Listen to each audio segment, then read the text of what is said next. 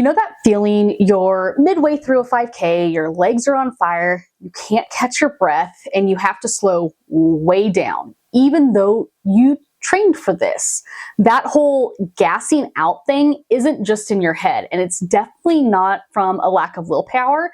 It's one of your body's key energy systems literally hitting a wall and throwing up a white flag. You've put in the miles, you've done the long runs, you've been consistent, but when you get to the starting line, that feeling of hitting a wall shows up right on schedule during the race, usually somewhere in that second mile of a 5K. It's super frustrating and makes you question everything, your fitness, your training, and even your life choices at that point.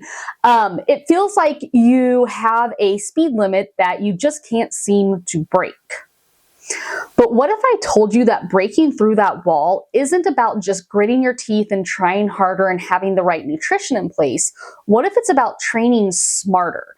Today, I'm going to break down the science of why this happens. We're going to look under the hood at the 3 different energy systems that power your run.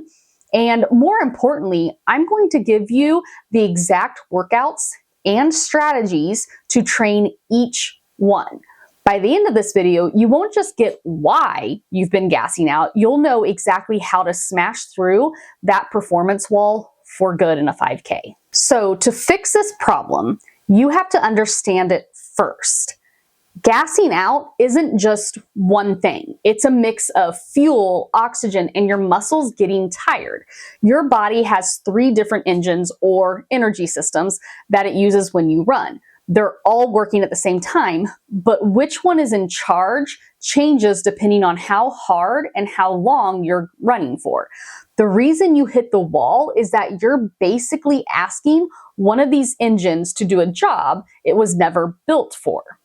Let's imagine you have 3 cars for a race: a dragster, a track day sports car, and a super efficient diesel truck. The 5K is a race that needs all 3 of these. First up is your phosphagen system.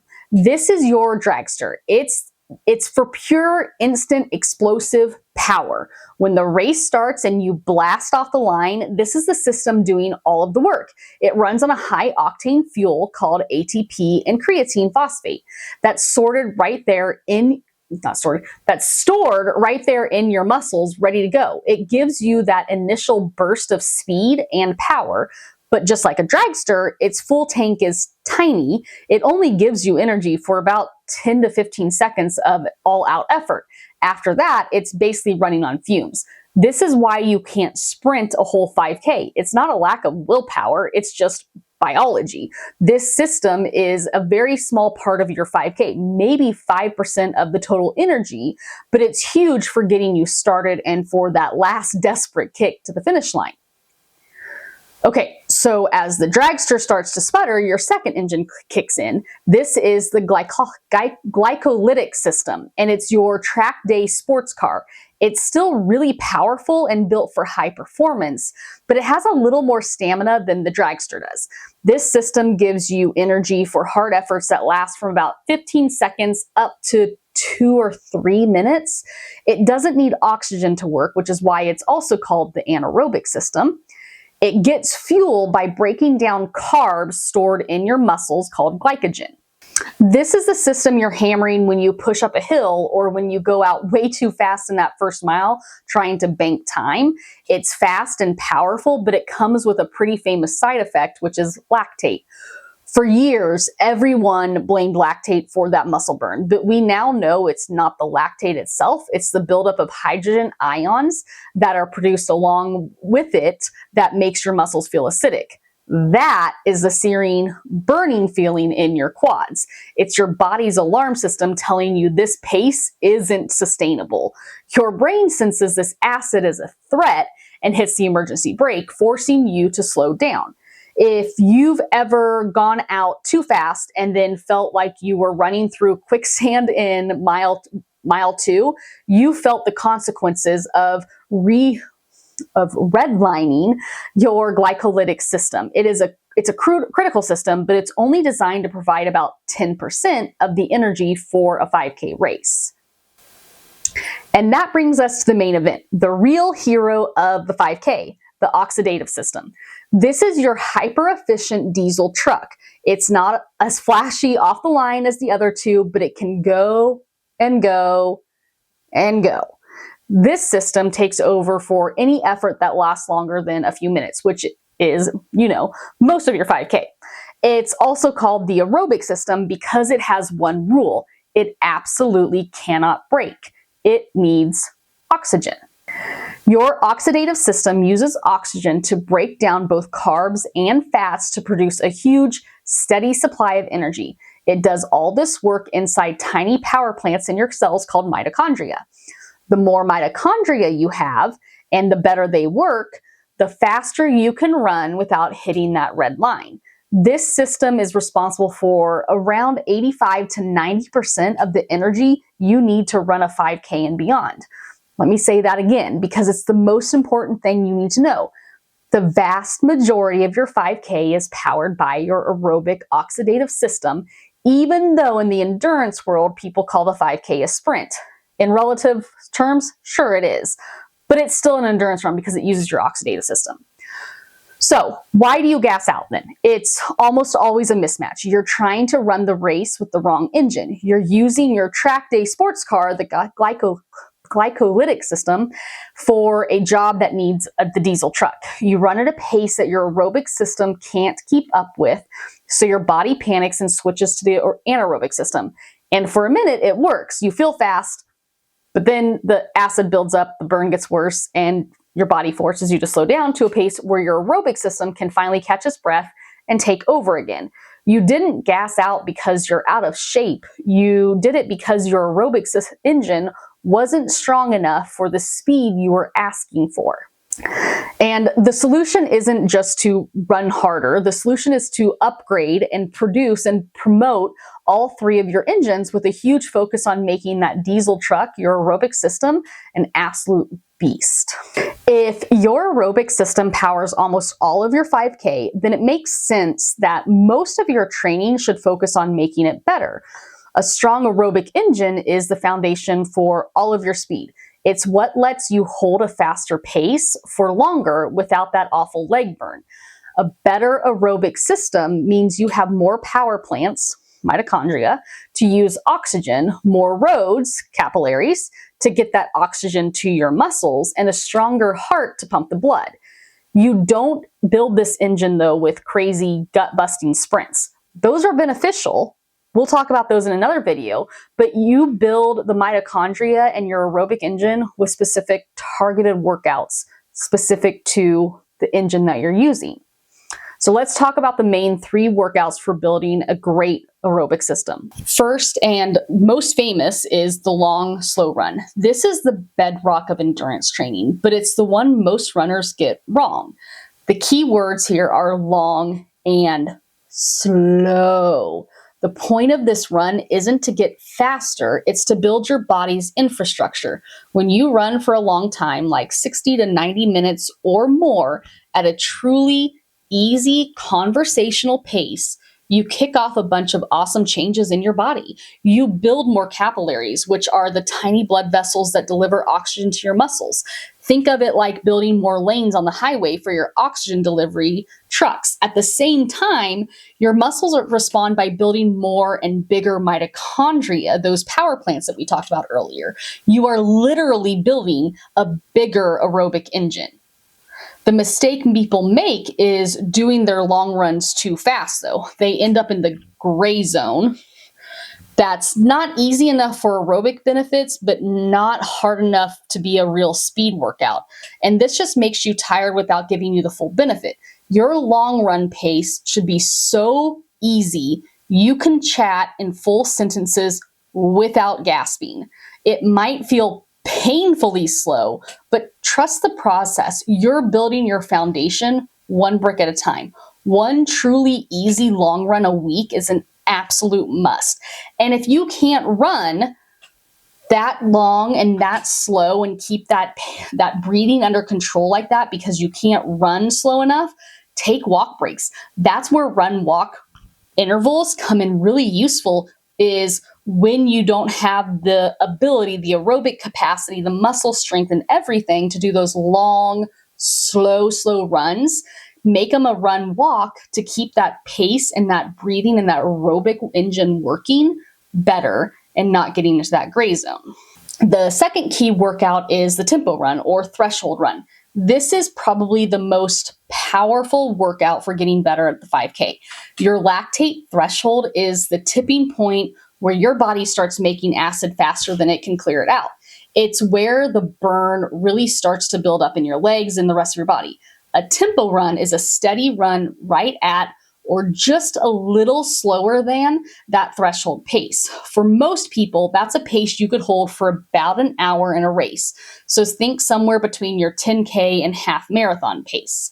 You can also do a lactate threshold test, running test, and I'll go through a video on that, but down in the link below or down in the description below, I have a blog post that I wrote about lactate threshold testing, and that's how you can really find that correct pace that is right for you for these tempo runs.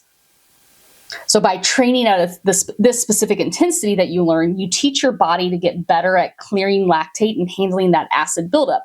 You're pushing that tipping point higher. So if your threshold used to be at an 8:30 minute mile, tempo runs could help you get it to an 8:15 and then an 8-minute mile. That means you can run faster for longer before the burn kicks in. You're making your sports car more efficient at high speeds. A classic tempo workout is 20 minutes of running at that threshold pace with a good warm up and cool down, of course.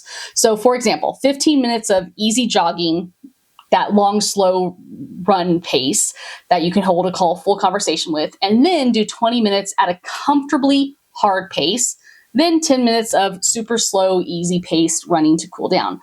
That comfortably hard feeling is key. You should be able to say a word or two, but definitely not hold a conversation. It's tough. It is, but you should feel in control. And add one tempo run to your week, and you'll be amazed at how much longer you can hold a hard pace. Finally, the third workout is to build your engine is what we call VO2 max intervals. While tempo runs raise your pain threshold, VO2 max intervals raise your absolute ceiling. They increase the maximum amount of oxygen your body can physically take in and use.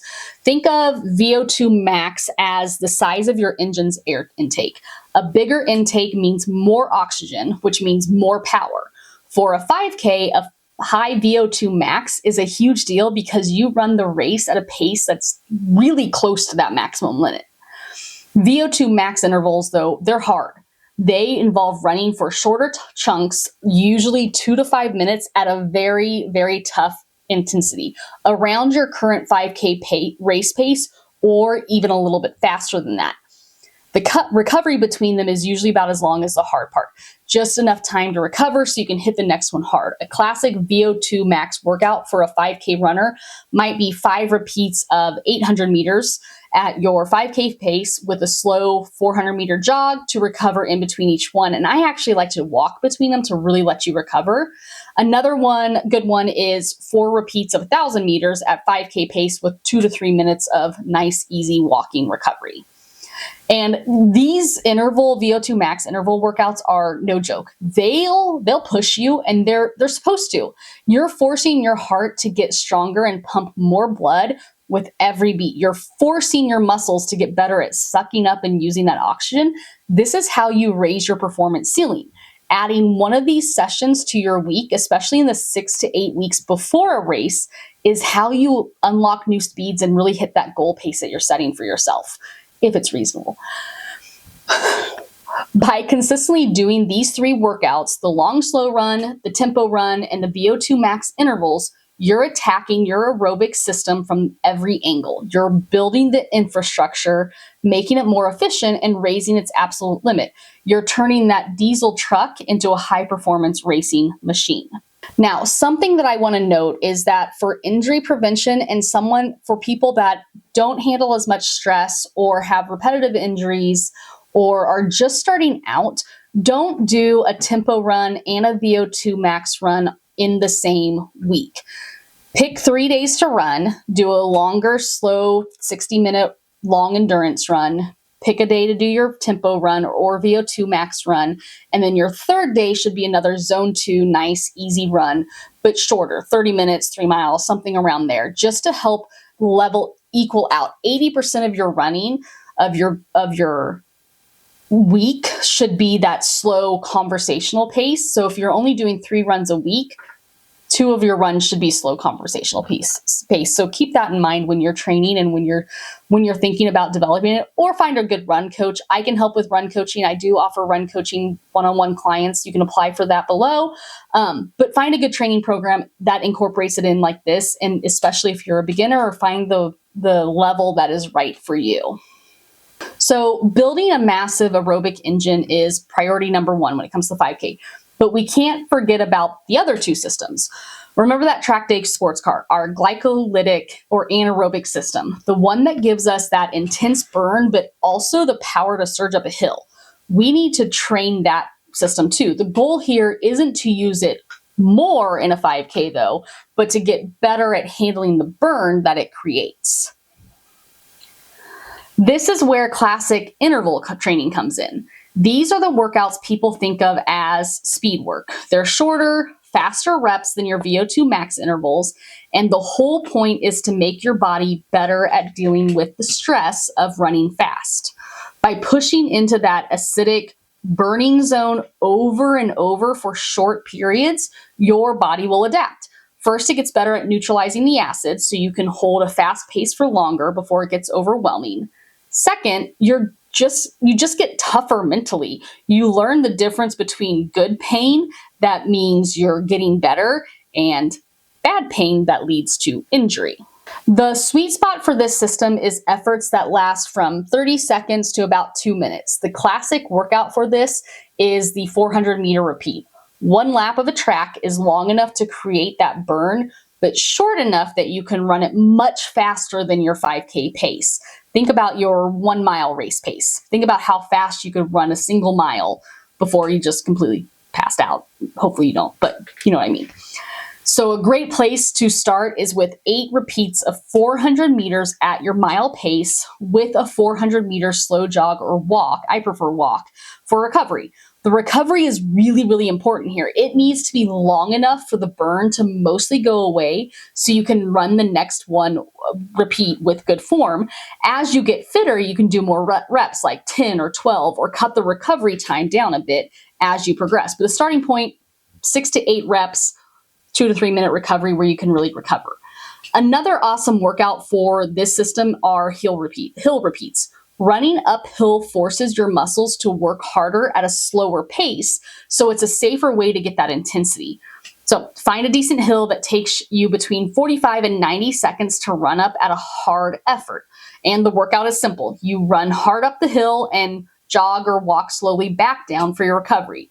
Start with 6 to 8 reps and build from there. Hills build not just your resistance to the burn, but also some strength and power in your legs. However, hill training and hill work is not strength training. Do not get them confused.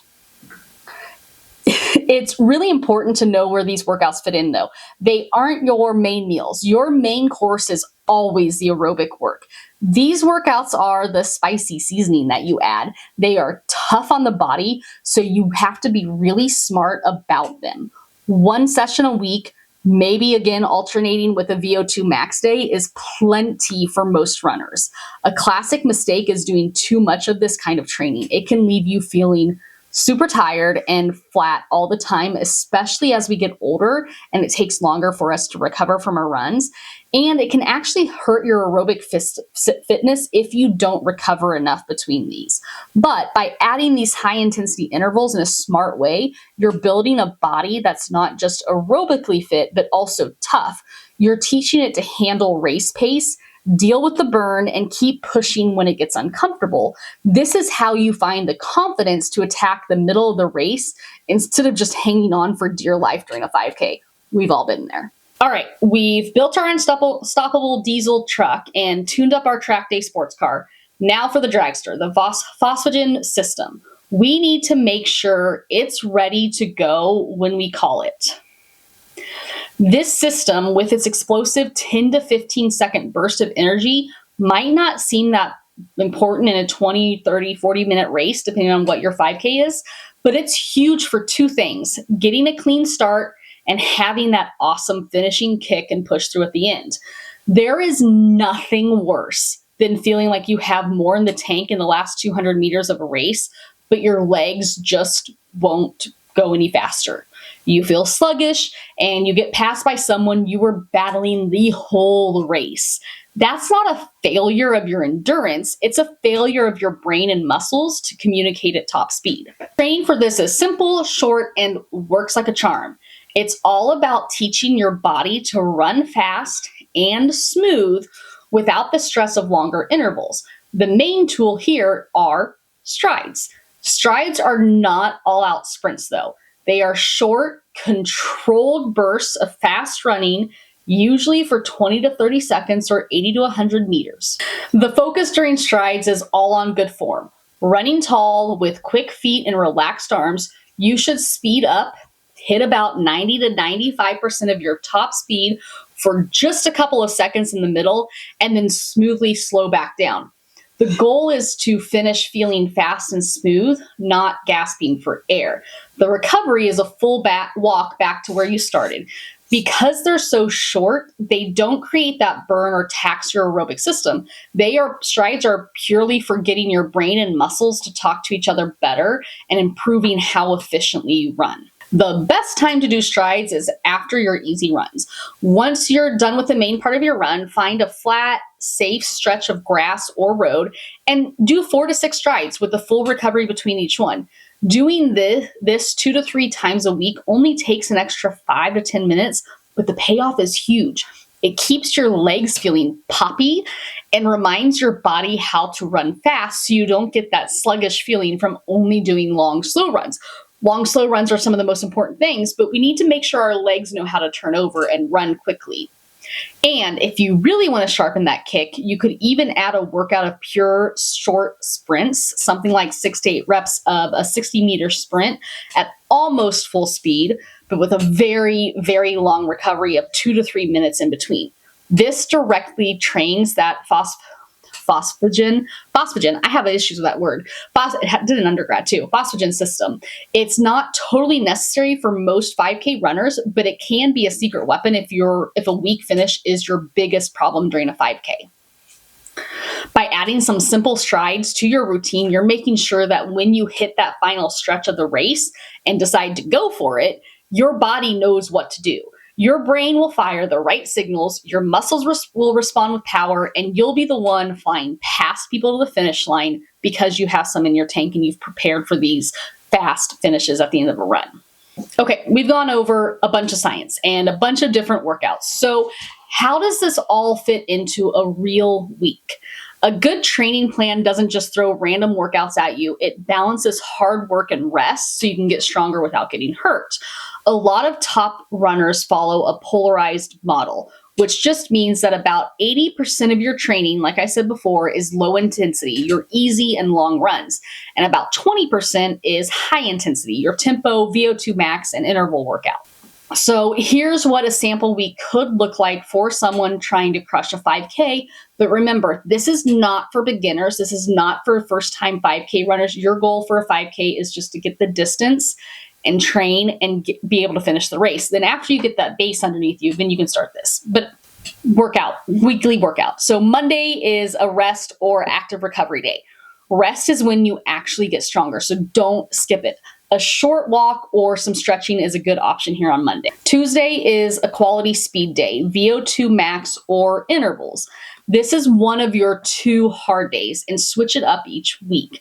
Week A, you do a VO2 max workout of 15-minute warm-up, then 5 by 800 meter at 5K pace with a 400 meter recovery jog, then a 15-minute cool down. Week B, you're doing intervals, 15-minute warm-up again, then 8 by 400 meter at mile pace with a 400 meter recovery walk or jog, then a 15-minute cool down. Wednesday is an easy run day. This is all about recovery. 30, 45 minutes at a super easy conversational pace. The goal is just to get blood flowing. Afterwards, do 4 to 6 strides to keep your legs feeling fresh and snappy. Thursday is your quality stamina day or your tempo run day. This is your second hard day for the week. Your workout is a 15-minute warm-up, then 20 to 25 minutes at your comfortably hard threshold pace that we talked about before, then a 15-minute cool down. Friday, we're doing another easy run, just like Wednesday, 30 to 45 minutes easy plus a few strides at the end. This run is key for adding miles without making you tired before your long run. Then Saturday is your long, slow run, the most important run of the week for 5K and beyond. 60 to 90 minutes at a pace where you can easily have a full conversation, fight the urge to speed up. This is all about building that aerobic base. Sunday, rest or cross training. I like to do a walk on Sundays after you've done all that working out, all that running, or even cycling or swimming, because it's still aerobic work in a way and nice and easy, but without the movement of running. So this schedule gives you 2 hard, high-quality workouts that target different parts of your fitness with easy runs in between to help you recover and build your base. The long run is the anchor for the whole week. Stick with this kind of balanced plan, and over a few months, you'll build all 3 energy systems and become a much stronger, faster, and tougher runner. Finally, a quick word on race day. All this training goes out the window if you make the classic mistake of going out too fast. Now, you know that starting a 5K like it's a 100-meter dash is a recipe for disaster. You'll flood your system with acid, burn through all your anaerobic energy in the first few minutes, and be forced to literally pretty much crawl to the finish. The smart race plan is to run negative splits, meaning you run the second half a little faster than the first. Start that first mile feeling controlled and comfortable, maybe even a few seconds slower than your goal pace. Settle in and let your aerobic system do its thing. Focus on the middle of the race, holding that strong, steady pace you practiced in your tempo runs. Then in the last half mile or so, when other people who went out too fast are starting to fade, that's when you start to push, using all that strength you built and unleashing that killer kick you sharpened with your strides. That frustrating feeling of gassing out in a 5K happens to almost everyone at some point, but it doesn't have to be your long-term reality. It's not a mystery, and it's definitely not a sign of weakness. It's just what happens when your aerobic engine isn't quite strong enough for the speed you're trying to run. But now you get it. You know about the 3 engines that power your run: the explosive dragster for your sprint finish, the powerful but short-lived sports car for surges, and the dominant workhorse diesel truck that should be doing most of the work. So the fix is actually pretty straightforward. You have to build up that aerobic engine with a mix of long, slow runs to build your foundation, tempo runs to fight off fatigue, and VO2 max intervals to raise your overall performance ceiling. Then you'll add in some targeted interval training to get comfortable with the burn, and strides to sharpen your kick. And you'll stick to a smart training week that balances hard work with rest, which is where you really get stronger. Stop just trying to run harder and banging your head against the wall. It's time to start training smarter. Understand the science, trust the process, and do the work. If you build the engine, the speed will come. You have the plan. Now it's time for you to get out there and actually build a faster you. If you found this breakdown helpful and you're ready to take on your next 5K, make sure to hit that subscribe button for more deep dives into running science. And I want to hear from you. What's your next 5K goal? Drop it in the comments below, and let's keep each other accountable. And if you want to learn more how to dial in your race day nutrition, we're going to have that coming up too in a few short videos. I'll see you guys next time.